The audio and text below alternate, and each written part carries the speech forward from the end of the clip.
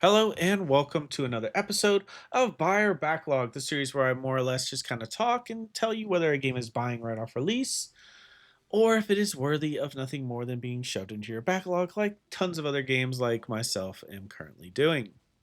So right off the bat, let's get into this and kind of not waste y'all's time as your boy is sick and I can feel my medicine wearing off. So let's get right into it. Borderlands 4, a game that was surprisingly kind of shrouded in a little bit of controversy just because the head developer, I think it was the head developer at least, kind of went on Twitter and kind of said, well, I expect people to pay $80 for my game, even though, let's be honest, 60 to 70 is already expensive enough. But I am here to tell you that Borderlands 4 is a great time for anyone who is fans of the series.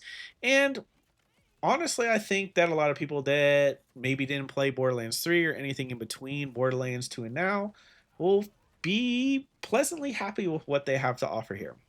So the story of Borderlands 4 is relatively the same as most of the other Borderlands. You have a big bad, this time known as the Timekeeper, who captures you and kind of implants this thing in the back of your neck. And this more or less gives you an idea of how the game's going to go. He's kind of always in your head. He's always kind of watching what you're doing. And your goal throughout your entire relatively short story campaign, I would say it'd probably take you about 15 to 20 hours, is more or less to kill other big bads connected to him and kind of carve your way to you get to his actual base. Now, the world itself is pretty huge. It is open world, of course, as most of y'all probably know. And if you don't, well, you're in for a treat because there's a ton of things to do, ton of things to kill, tons of loot to find, and more than anything, a really solid open world experience that I think you can pretty much chump up to at least not as bad as like a Ubisoft copy and paste, but I think it's somewhere in between like Ubisoft trash and some of the more well developed open worlds like Witcher 3 and Ghost of Tsushima. Now, I will go out on a limb here and say that in the past 4 days, I've put about 38 hours into this game, so that should really answer any questions you have about whether or not this open world is actually enjoyable. The campaign itself can be rushed pretty quickly, but I do find that kind of doing side quests in each of the four zones because there's four distinct zones. One's kind of like a forest, one's a desert, kind of cliffs and kind of standards Borderland-esque kind of Mad Max feel. And the other is kind of like a frozen tundra, kind of more along the lines of something new feeling, so to say. Now, I will go out on a limb here and say that the entire experience, from a story perspective, can be summed up pretty decently. I mean, the whole premise, as usual, is you're just trying to get to these big bad, and you're pretty much killing anything in your way possible while getting as much loot as you can.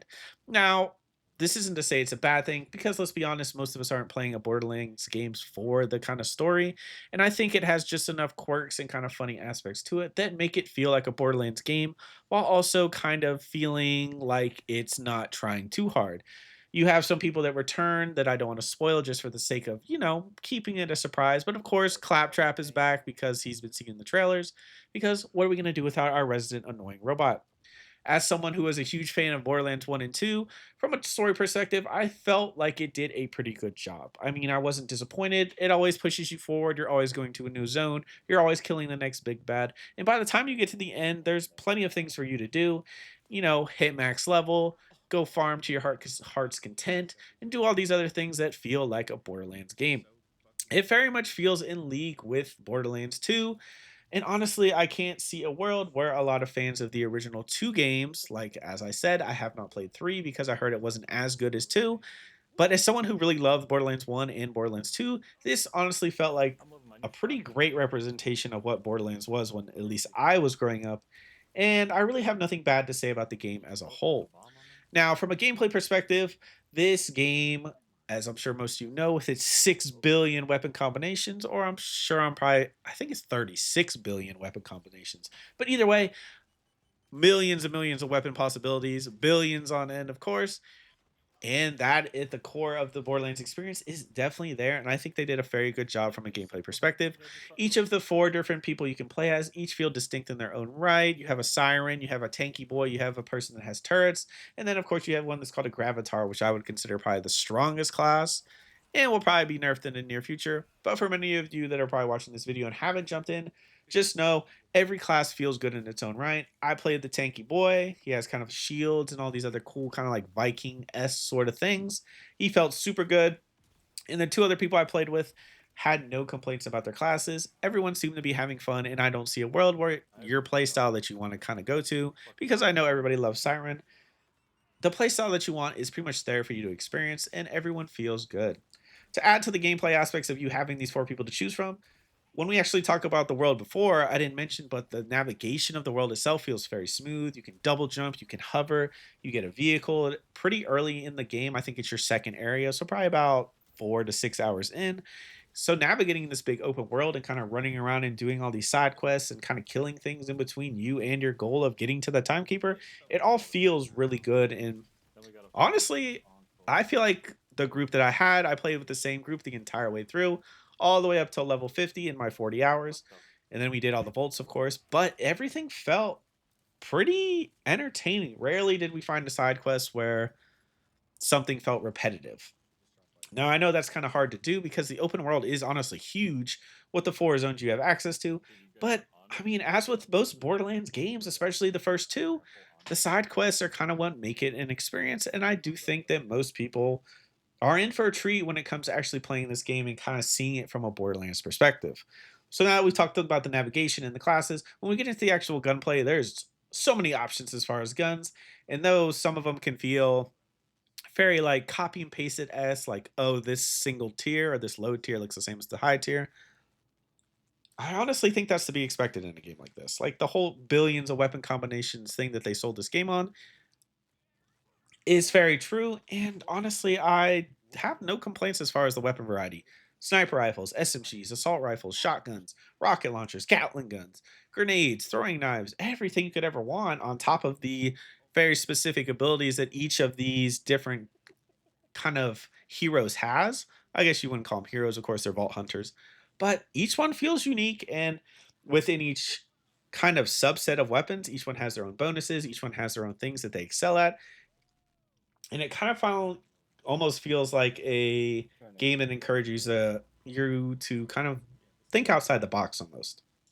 Now, I think that aspect in itself is going to draw a lot of people in because let's be honest, most people play Battle or not Battle. I was about to say Battlefield, Borderlands for the idea that we are actually going to be making and kind of getting these cool uniques and these cool legendaries and doing these things with these cool weapons that each have their own unique quirks. And honestly, I think they did an amazing job on that aspect. So the only complaints that we really had, because of course the same three guy or two guys that I played with, we all kind of talked and said like some things that kind of bothered us. I do think there's a ton of glitches in the game right now. Some notable ones, which these can range from funny to absolutely mind-boggling stupid. You have things like a grenade launcher that shoots a grenade and breaks grenades off into it. It becomes a flashbang fest. So anybody that has epilepsy would be in for a terrible time. You have glitches like super speed, which I don't even know. We never figured out what activates this. Simply means, and it's really funny in the moment, you get to run around as fast as possible and it kind of breaks your game. And it seemed both these glitches seem to be instant based and can kind of be fixed if you just log out. But then we even uncovered a thing like an XP bug where we did a vault, and then when we came out back into the normal world, everything was XP values was just buffed insanely high, and it kind of killed the grind to get to 50 because we were at 45 at that point, and all we had to do was play for 30 minutes, and we were max level.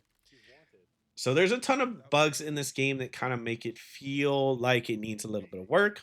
I played on PC. I didn't really get any of these stuttering issues that people were complaining about in the reviews.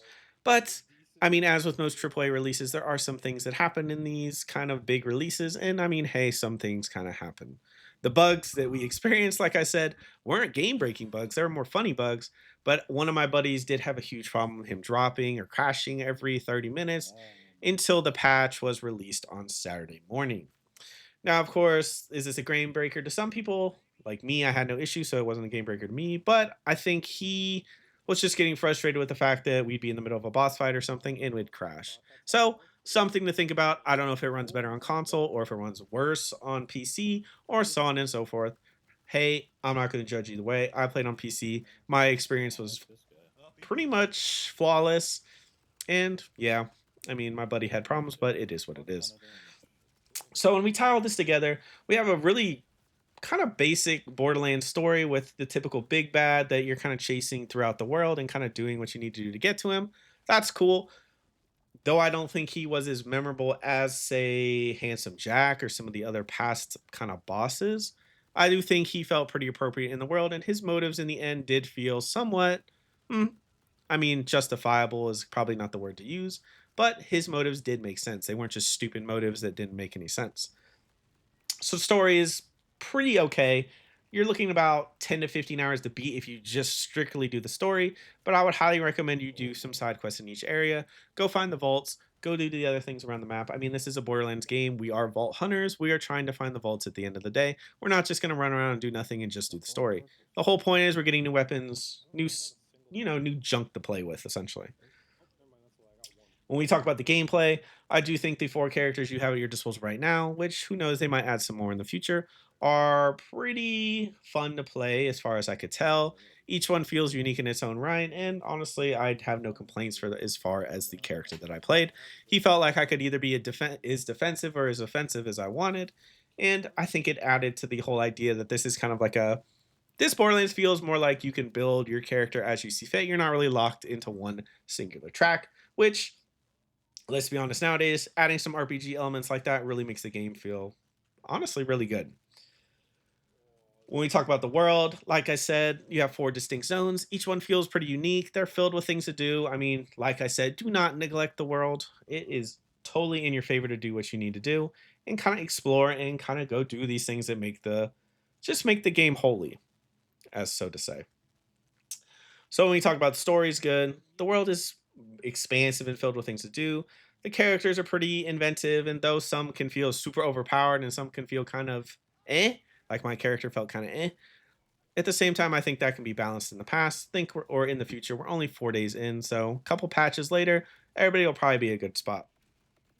Weapon variety is good. Shotguns, assault rifles, anything you could ever want. Every kind of variety and uniques all kind of function in the same funny way you'd expect from Borderlands. And I think it's all here. And lastly, which I think is a good talking point just to add without any spoilers, is the boss fights definitely felt larger than life. The vault fights, but in particular, felt amazing. And I really do think what we have here is a solid entry into the Borderlands franchise, and one that I think will do pretty well going forward, as the roadmap looks like we got a ton of content coming in the future. So, on that note, for any fans of the original Borderlands, like myself, I am a little biased. I'm a one Borderlands 1 and 2 fan. I love those. Didn't really like 3 that much. I would say anybody who's an original fan of the Borderlands series as a whole, totally worth the buy. Now, on the same note, some of the issues that I've seen as far as stuttering and other things like that, like people were joking calling it Stutterlands on the first day of release. Hey, I didn't experience it firsthand, of course, but probably wouldn't hurt to text your specs with some certain sites and see if you can run everything. But that is all I have for today's video. As always, I hope you all have a good rest of your day, a good rest of your month, and a good rest of your year. This has been another episode of Buy or Backlog, the show where I talk about whether a game is worth your money or if it's worth just throwing into the backlog with dozens of other games. As always, I will see you on the next video, and I hope you have a good rest of your day.